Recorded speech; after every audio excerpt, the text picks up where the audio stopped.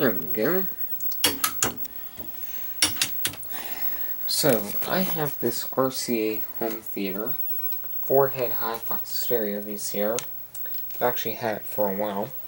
It's a RCA Home Theatre model VR645HF Hi-Fi Stereo VCR from 1998 that I bought several months ago at a flea market for $5.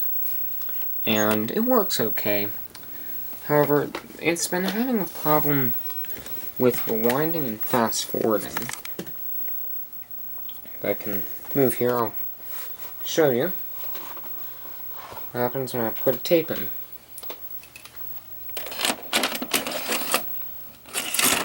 Playback and everything works perfectly, as you'll see right here, once it gets ready.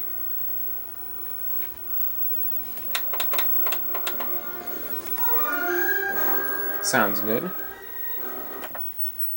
Searching works. I can fast forward, or if I want to, I can rewind. Also, the pausing works fine. Very clear picture for the pause. It even has a frame-by-frame thing. Can't really tell. I should fast forward a little bit. In fact, the fast forward, when you stop the tape and then fast forward, actually works fine as well. Hear it going in there. And the brakes are fine. And then you can see it has a frame-by-frame motion sort of thing. You can even adjust the speed for it.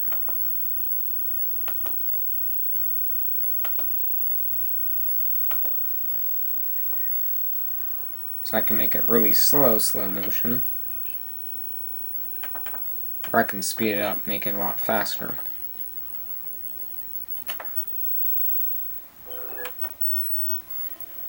So that all works fine and good. However, the rewind on this thing, the fast rewind, has a bit of a problem. Sometimes it works fine, other times it has issues. Like right now, you can hear the motor spinning, but it won't rewind the tape, and it'll stop and try again. And now it's really not doing anything. And in a couple seconds, the sensor inside is going to detect that the tape's not moving, and then shut the machine off. Like, it's definitely not rewinding the way it's supposed to be.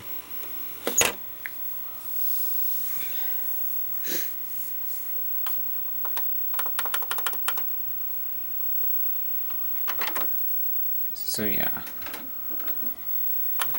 If I try again.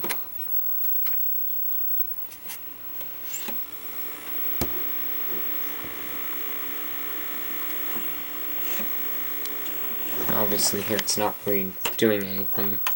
So the problem with this thing is probably bad belts. It's going to need a replacement belt or two. I have two belts here. If neither one of them fits, then I'm screwed. But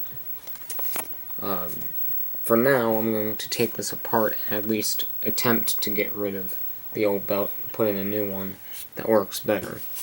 So let's eject the tape.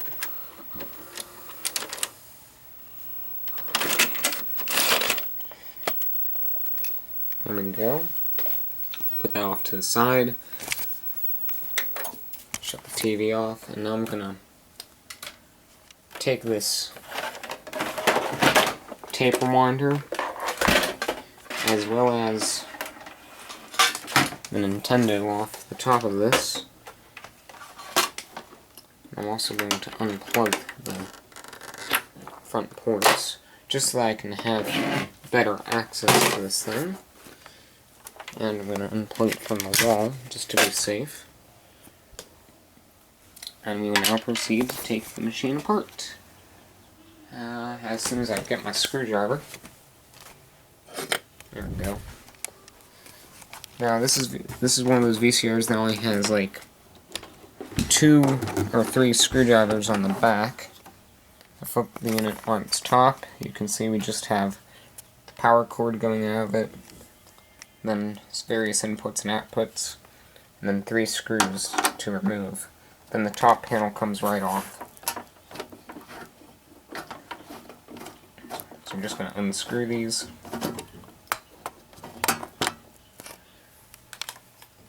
Put them off to the side. I'm going to unscrew the other 2. Alright, so 3 screws are off. We can now take the top panel off of this. Maybe. There we go. Just took a little bit of effort to do. So our top panel is off. Set the screws in there so I don't lose them.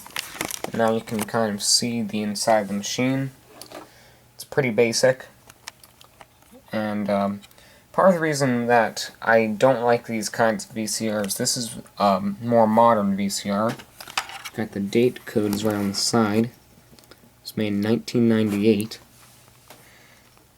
But I don't like this design for the VCRs with the mechanisms on the top and a single circuit board underneath, because it makes it more difficult to repair.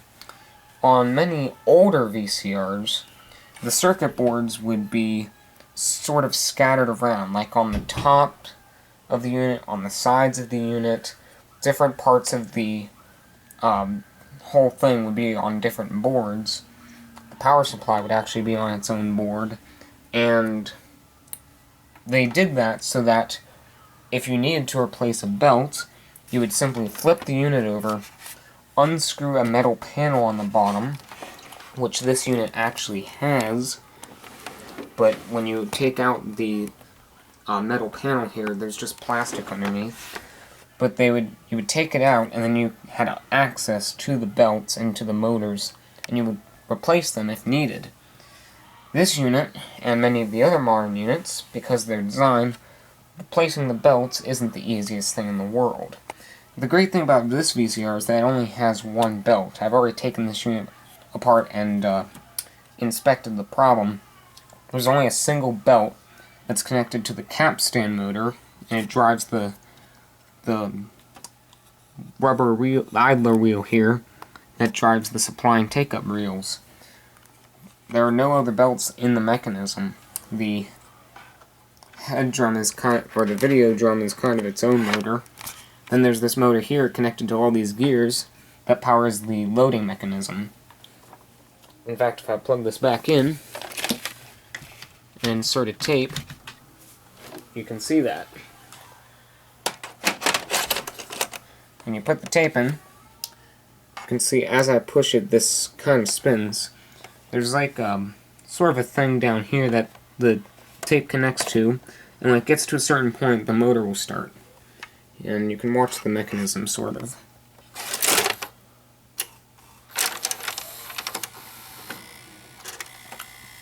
So this is a pretty good setup. You only have a single belt.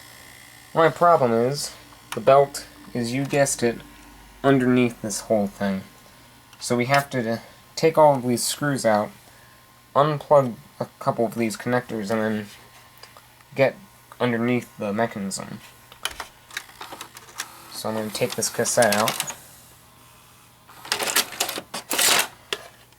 and unplug the unit again. So the first thing we're going to need to do is take off the front panel, because there are some screws in here that are not accessible with the front panel on. The front panel is held in by 2 screws here and here, so we're just going to take those out.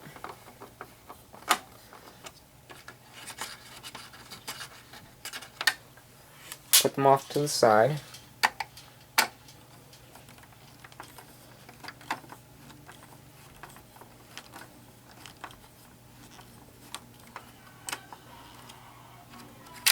Oh. There we go. And now, we can, the next thing we have to do to take the front panel off, there are a couple of tabs underneath here. If you can see that, I don't think you can. But you're supposed to lift them up, and this will come out of place. Lift that up, lift that up, lift that up, and the front panel is out. So now that just goes off to the side. Now one thing we have to be careful of, there's this little part right here that the tape comes up against when ejecting to lift up the tape flap. So when we're putting this back together, we're going to have to make sure that this little part here and the spring on the tape flap come in contact so that the tape can lift up, or the flap can lift up when ejecting the tape. So we have the front panel off, and this little metal piece here comes out. So now we have access to a screw that's down there and is required to take the mechanism apart. Now what we need to do, we are going to unplug these little cables connecting the erase head and the audio sync head. So we're going to do that.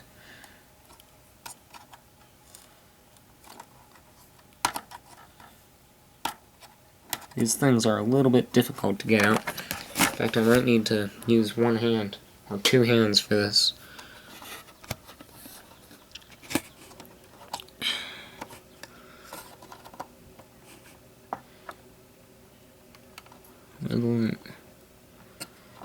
Can't even see what I'm doing.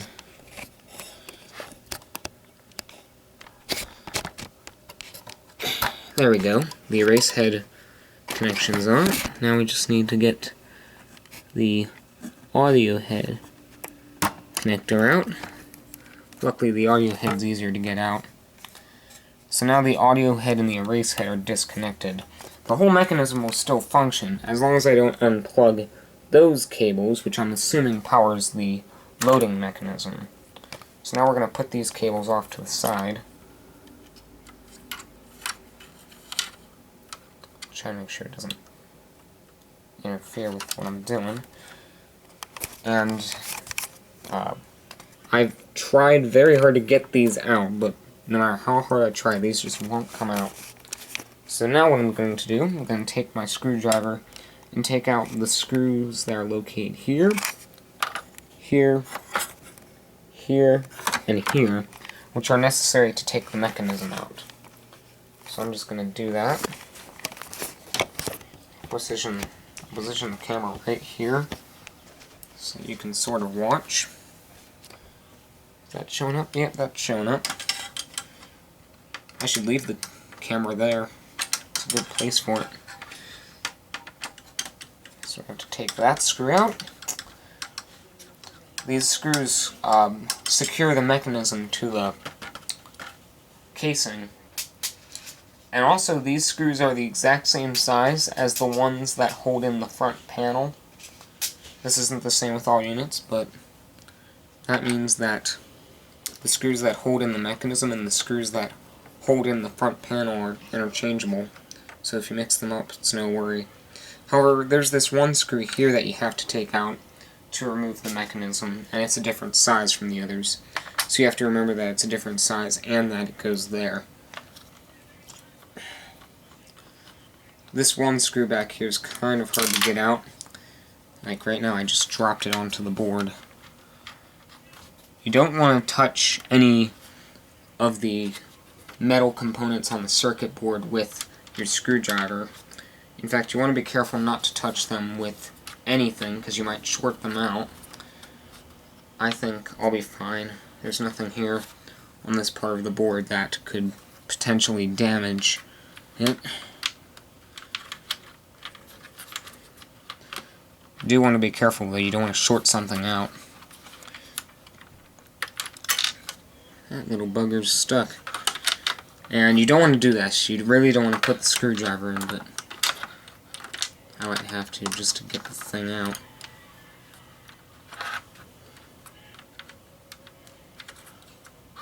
There we go. And then this final screw, which again is a different size from the other screws, so you want to keep it separate and remember where it goes, or else the mechanism won't go back in properly. So now, we can lift the circuit board up, or not the circuit board, the mechanism. You can't operate the mechanism when it's lifted up like this, because if I take this, you can see on the bottom there are some pin connectors right in the center of the image. If I can zoom in, you can see. And there's a corresponding connector on the bottom of the mechanism. So if you unplug it, this machine won't operate properly. But now, if I lift this up,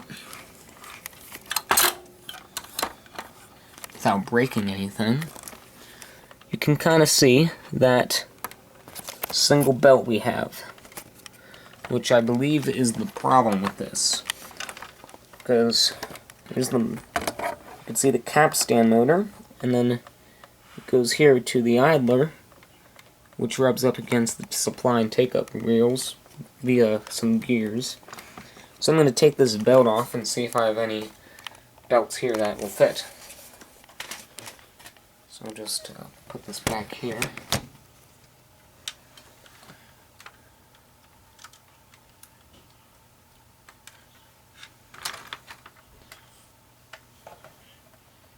Alright. This belt here is a new one. This is the old one. The new one's a little bit smaller, and that's okay. That means it'll have a tighter grip, and that means at least for now the motor should function properly. Now the fun part is trying to get the new belt on. That tends to be a bit of a challenge to get it on the correct way.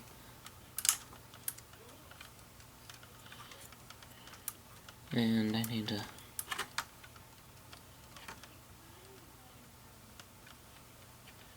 Alright, the new belt's on.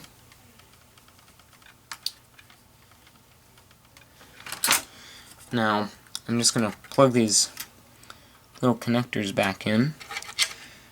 And before I screw the whole unit back together, I'm just going to plug this in and give it a test to make sure I did everything correctly. The last thing you'd want to do is take this whole machine apart, fix the belts, and then put it back together only to realize that you did something wrong and you have to take it all apart again. So let's put our tape in and see what happens.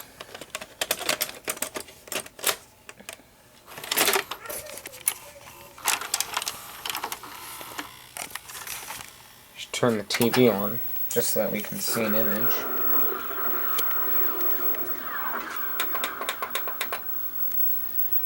So let's press fast forward. Fast forward's working. Like that little LCD. Pause works. Rewind.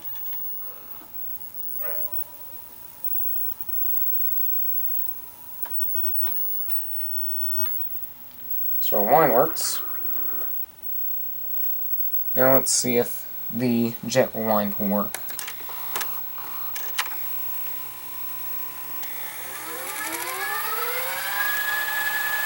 And would you look at that? Our rewind is working now.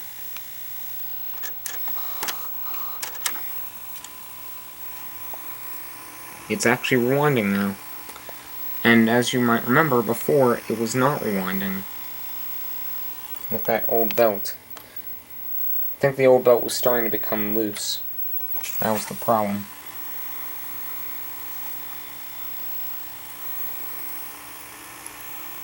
So it rewinds perfectly now.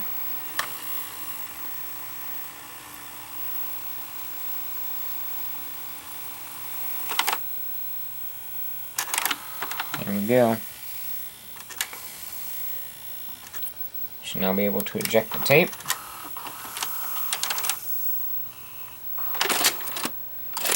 So, the VCR is completely fixed now. Just as I suspected, replacing that belt fixed the problem with rewinding. Because, well, I didn't have the VCR apart when the old belt was in, but you might have seen that the tape wasn't rewinding like it should have.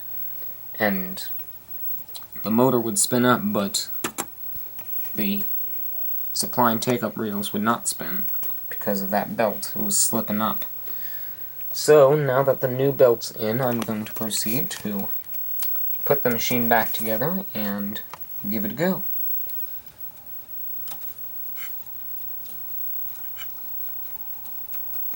Put that cord back in. Let's get these screws back in. Remember, the smaller screw that we took out before goes right here. I shouldn't be doing this while it's plugged in, but I'm not doing anything that could electrocute me, so I really don't care.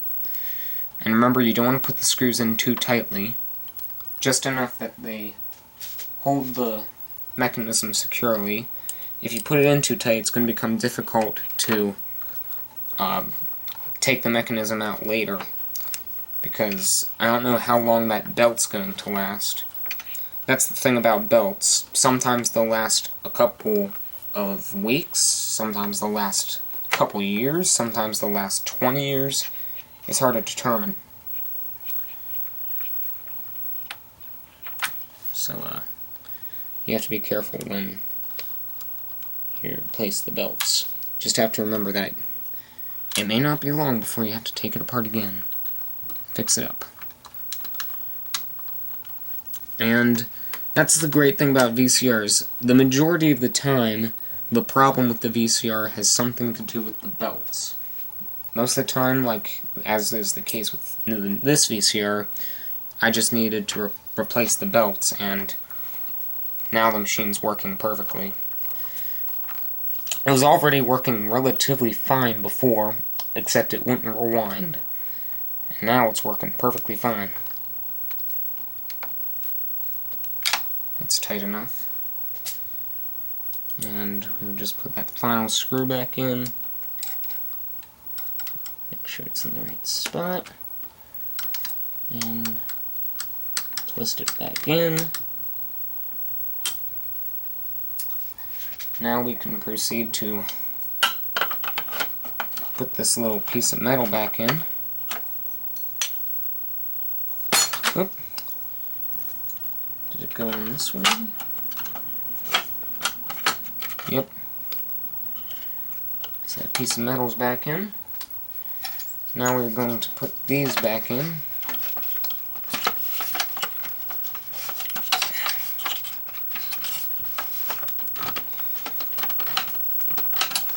So go back to the bottom and get this thing aligned. Alright, now we need to get that little plastic piece from before aligned with the mechanism.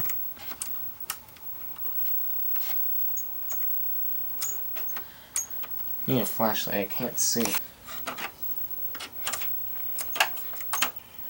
Just have to get that one piece and line it up.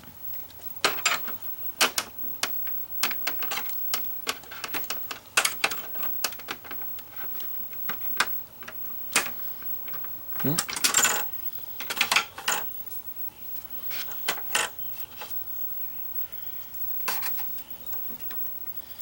Alright, the little flap is now back into place. You have to take the plastic piece and put it behind this little part of the flap. Maybe. There we go. For a second I thought I did something wrong, but then I realized it was misaligned. So now the flap is back in place, and we just need to put those two screws back in.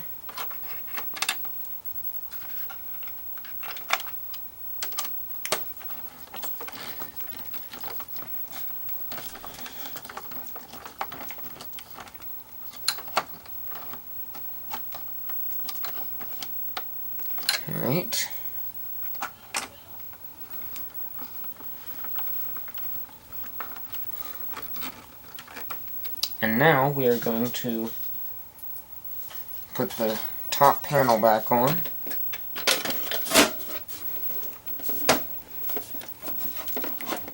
And I think that's in right.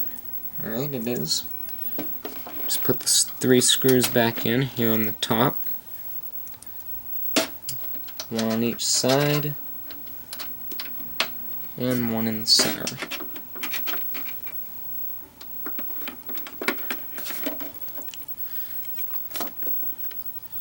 Now we will flip this up. Screw it back in.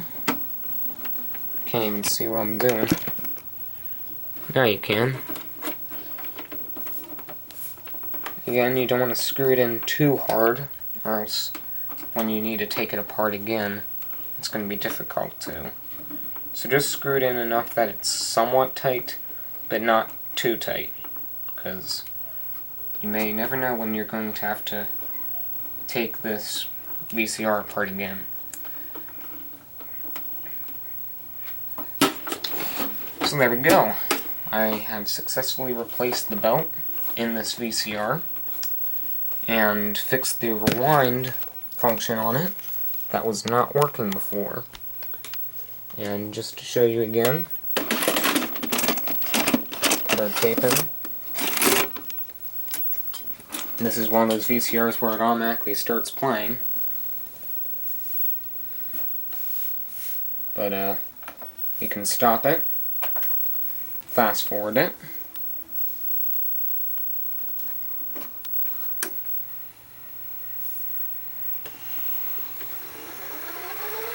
there it goes.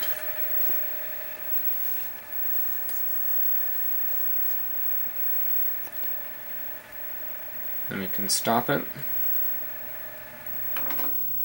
and hit play.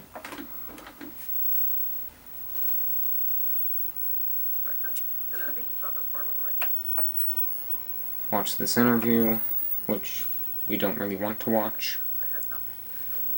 And now, pretend that we're done. You can rewind it. Rewind it. Remember, this was the feature that wasn't working before.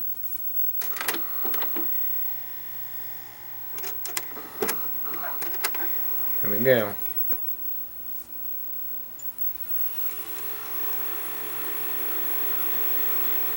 It's doing a slow rewind because it knows it's near the end of the tape.